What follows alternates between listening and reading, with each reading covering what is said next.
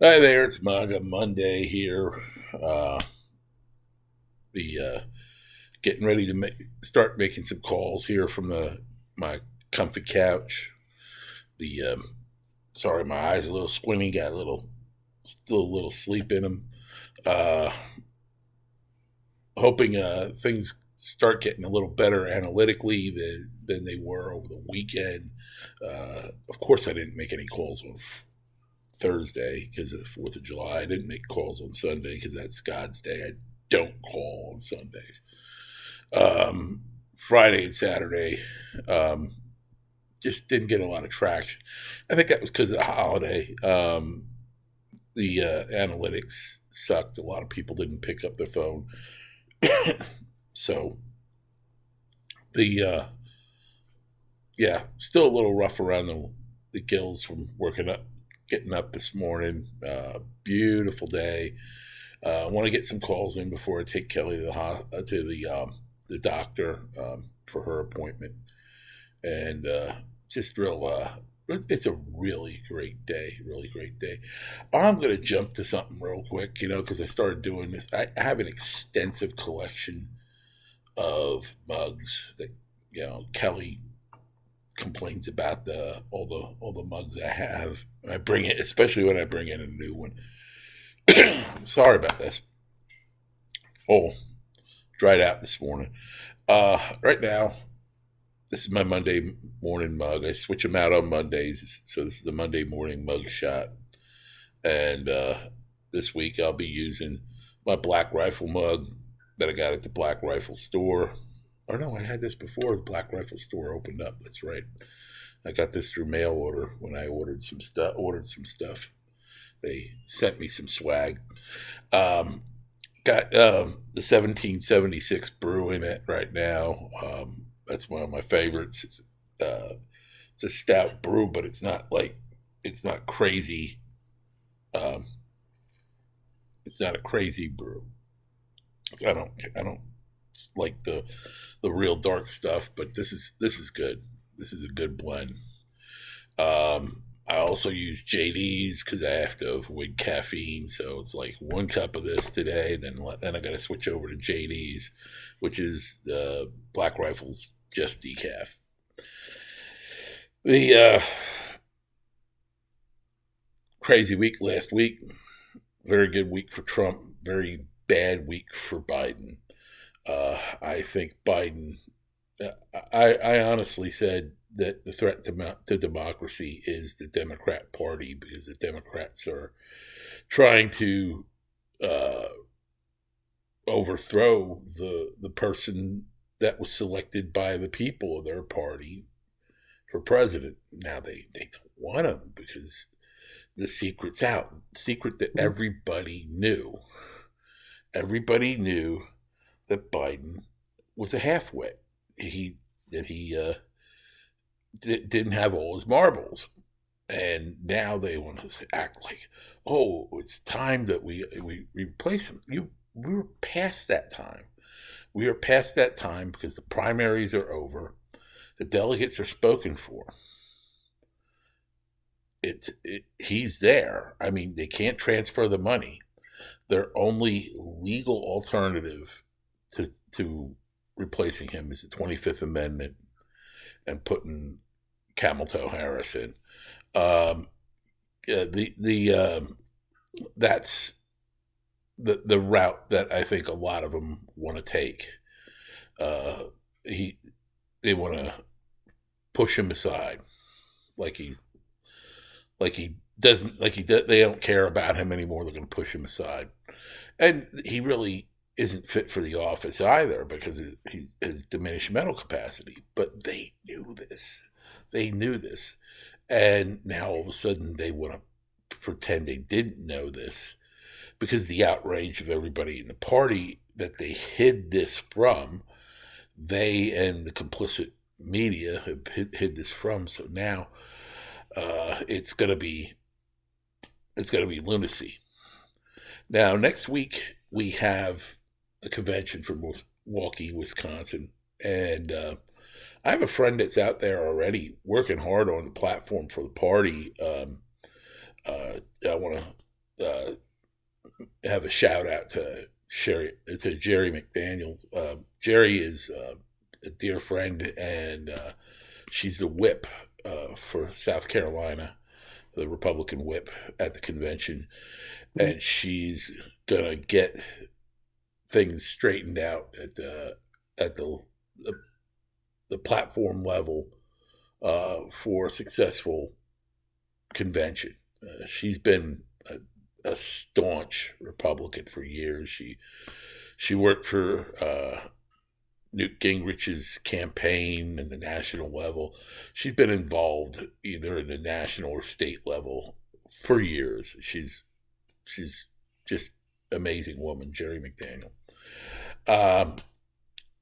So,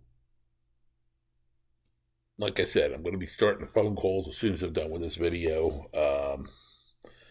I want to get. I like to talk about personal stuff that relates to politics, and something that came up over the weekend. I had been aware that that NGOs and the government have been bringing people into this state for a while. When I lived in Pennsylvania, I made a video from the Reading airport about how big planes were coming in the middle of the night and dumping illegals in Reading, and nobody wanted to listen to what the hell I was saying. And now they have a real population shift demographically among the Latinos. They went from Puerto Ricans, who are Americans, and Mexican illegals, and Dominicans was the demographic. So the Latinos in Reading now they got illegals from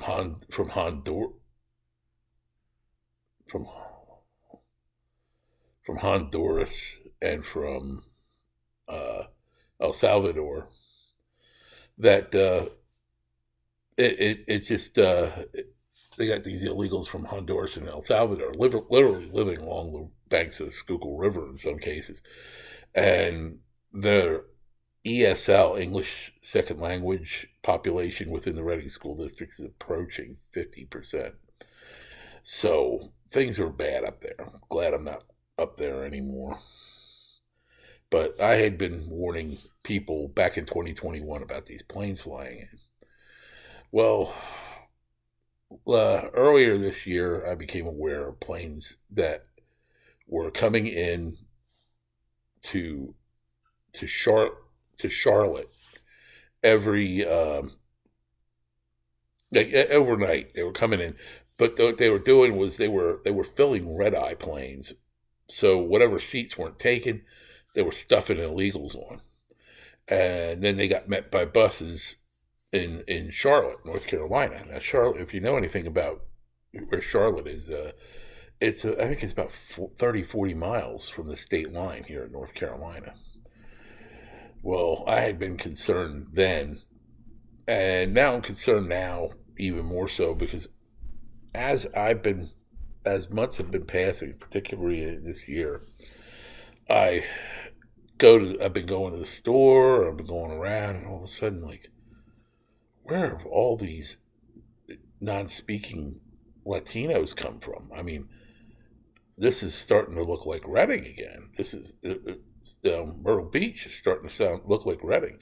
You go in the grocery stores, particularly Walmart, it's like, holy crap, where are all these non-English speaking Latinos coming from? And then I found out that there are a number of churches, a Catholic church they're getting bussed into, a Catholic church down, I guess, towards Murrells Inlet, St. Michael's. They're bussed in there. They're bussed into other churches, by different NGOs. And these people have a J6 status, because not the single men, but these family units with the children, they have what's called a J6 status, which is a temporary legal status. They have to follow through with the exile things and with the courts, with the immigration courts, to maintain that status. If they don't go to those hearings, they lose that status.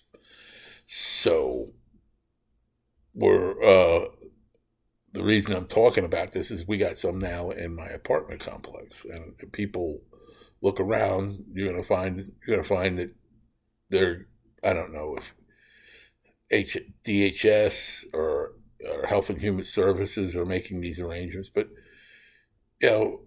people who live here and work here or who are retired here, who've earned their income, I pay $2,000 a month for a 3-bedroom apartment here, luxury apartments with all the amenities, pool, gym, dog park, even a dog wash, a car wash. We have our own free car wash in our apartment complex. So it's a rather nice place to live. And to find out that there is somebody who's probably living here free, a family living here free on government assistance and their rent being paid by this NGO, it bothers me. I'm sorry, it bothers me. And the other reason it bothers me is we had an incident at our pool over the weekend where their child was unattended at the pool and nearly drowned. The parents were over at a picnic table, not watching this child, knowing the kid couldn't swim, and then they had to jump in after her. It just, I'm sorry, it bothers me. Somebody will say I'm a racist for this, but no, I lived with it for years and moved here to get away from it, and it irritates me that now our own government is supplementing this. I'm looking forward to Trump getting elected and the mass deportation to begin. So it won't be people like this getting deported primarily. It will be the criminal element. I think you're a criminal if you come to this country illegally, but that's beside the point. We're stuck with a lot of them. But see, here's another thing. Biden administration. Prior to Biden being in office, the media went nuts when the Trump administration couldn't account for 1,500 illegal alien children that are in the system now in the foster care. They couldn't account for them. Here you got 150,000, 10 times that. With Biden, nobody's batting an eye. So there are little illegal alien kids off throughout, 150,000 of them throughout the country. Okay, now I'm going to head on to go to the phone calls, and thank you very much. Stay safe. God bless.